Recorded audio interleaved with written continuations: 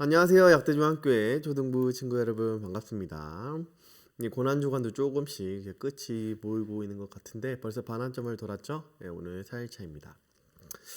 어쨌든 이 고난주간을 통해서 여러분들이 예수님에 대해서 조금 더 알았으면 좋겠고 또 예수님에 대해서 조금만 더 진지하게 생각했으면 좋겠다고 하는 생각이 바로 이 전도사님의 생각입니다.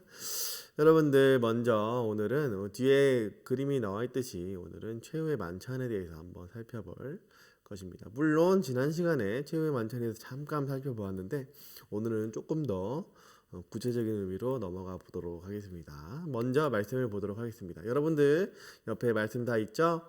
예, 말씀 꺼내놓고 읽도록 합니다. 예, 마태복음 26장 26절에서 30절입니다.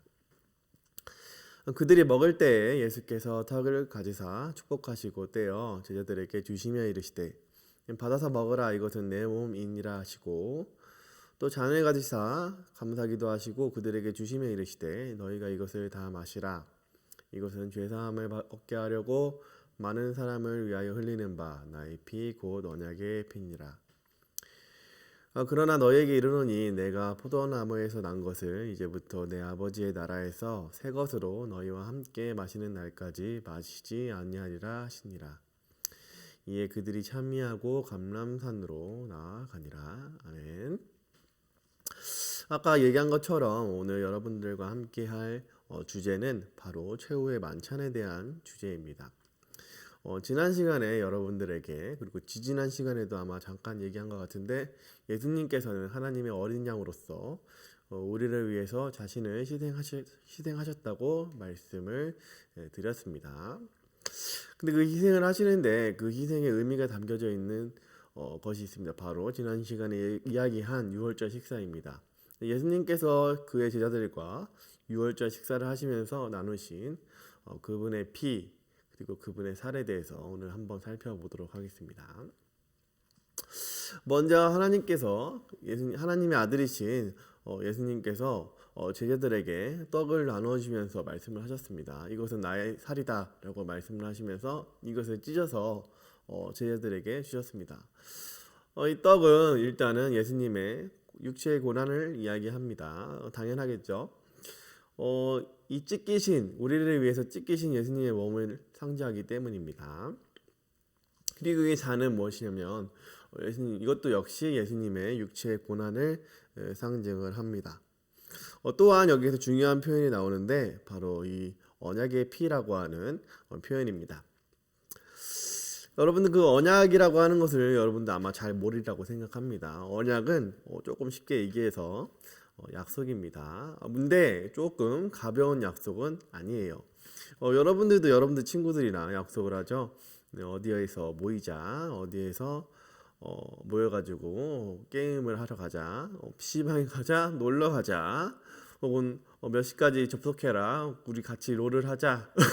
약간 이런 약속들도 요즘 많이 하는 것 같은데 그런 가벼운 약속이 아니라 조금 무거운 약속입니다. 이 약속이라고 하는 건 하나님과 인간 사이의 약속입니다.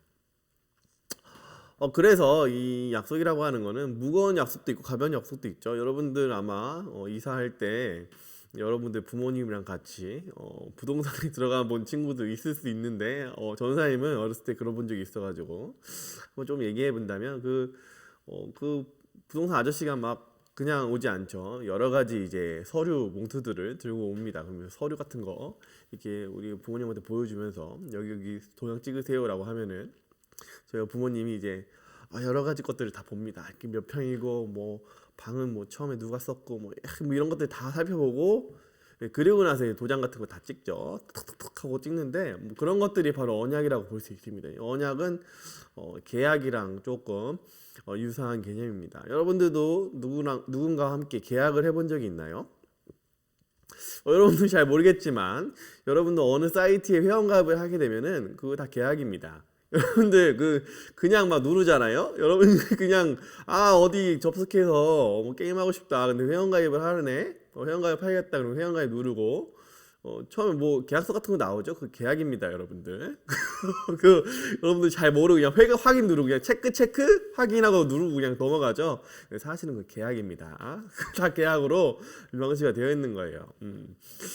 여러분들은 게임을 그냥 할 것 같지만 게임을 만드는 사람들은 그렇게 호락호락한 사람들이 아닙니다. 그래서 그거 다 계약인데 여러분들이 아마 할 수 있는 계약 중에 그게 가장 흔한 계약일 거예요. 물론 그 계약이 그 사이트를 담당하는 사람들을 위한 것일 수도 있지만 여러분들의 권리를 지켜주기 위한 계약일 수도 있습니다. 그래서 이 계약인데 이 계약은 하나님과 인간 그리고 인간과 하나님 사이의 약속이라고 보면 됩니다. 그래서 그거를 우리는 언약이라고 표현을 하죠. 그래서 이 언약은 주로 어디에서 볼 수 있냐면은 구약 성경에서 볼 수 있어요. 우리가 얼마 전에 살펴본 아브라함에게서도 볼 수가 있는 것이죠. 창세기 12장 1절에서 2절을 보면은 여호와께서 아브라함에게 이르시되 너는 너의 고향과 친척과 아버지의 집을 떠나 내가 내게 보여줄 땅으로 가라. 내가 너로 큰 민족을 이루고 내게 복을 주어 내 이름을 창대하게 하리니 너는 복이 될지라. 아멘. 그리고 또 창세기 15장 5절에서도 너의 자손이 엄청나게 많을 것이라고 하는 것을 보여주게 되는 것이죠. 그런데 오늘 주목해야 되는 말씀은 바로 이 2절입니다. 내가 너로 큰 민족을 이루고 내게 복을 주어 내 이름을 창대하게 할 것이다. 너는 복이 될 것이다 라고 하는 하나님의 말씀이죠. 이 말씀은 분명하게 이루어집니다. 실제로 아브라함의 자손들이 엄청나게 많아져서 지금 유대인이라고 불리우죠. 물론 유대인들도 전체 세계 인구에 비하면은 굉장히 적은 숫자이긴 하지만 그래도 숫자로 보면은 많은 편이기 때문에 예수님 이런 이야기 굳이 하지 않더라도 물론 해야 되지만 굳이 그런 걸 떠나서라도 이 약속은 이루어졌다고 볼 수가 있습니다. 그래서 오늘 이 말씀에서 나오는 이 복이 궁극적으로는 누구를 가리키냐면 바로 아까 보여준 예수님이에요. 하나님께서는 아브라함을 통해서 나오신 그 아브라함의 자손 중에 마지막인 이 예수님을 통해서 우리에게 복을 주신다고 하실 수 있습니다.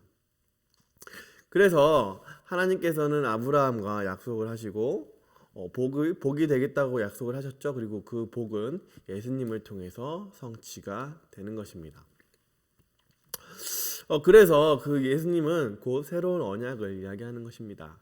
아브라함과 했던 옛 언약이 아니라 이제는 하나님이신 예수님께서 직접 우리와 함께 교제하시는 새로운 언약의 시대가 열렸다고 하는 것을 최후의 만찬에서 보여주는 것입니다. 그래서 하나님께서는 하나님의 아들이신 예수님을 이 땅에 보내주시고 그 예수님을 통해서 우리와 새로운 언약을 다시 하시는 것입니다. 그래서 그 언약은 아브라함에 하셨던 이런 혈통적인 언약, 그러니까 그 핏줄, 여러분들이 있고 여러분들 아버지가 있고 할아버지면 같은 혈통이잖아요. 이런 혈통이 아니라 예수님을 믿는 모든 사람들이 이 새로운 언약에 참여할 수 있는 아주 놀라운 하나님의 역사가 지금부터 펼쳐지게 되는 것입니다.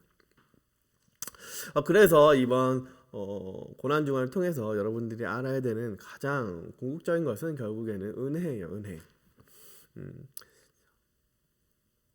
자기 아들을 보내신 하나님 아버지의 은혜, 그리고 기꺼이 이 땅에 오셔서 하나님 아버지께 순종하시고 우리를 위하여 자신을 희생하신 예수님의 은혜, 그 예수님의 은혜에 대해서 생각하는 시간이 바로 이 고난주간입니다. 그래서 이 고난주간을 통해서 여러분들은 무엇보다도 예수님한테 집중을 할 수가 있어야 됩니다.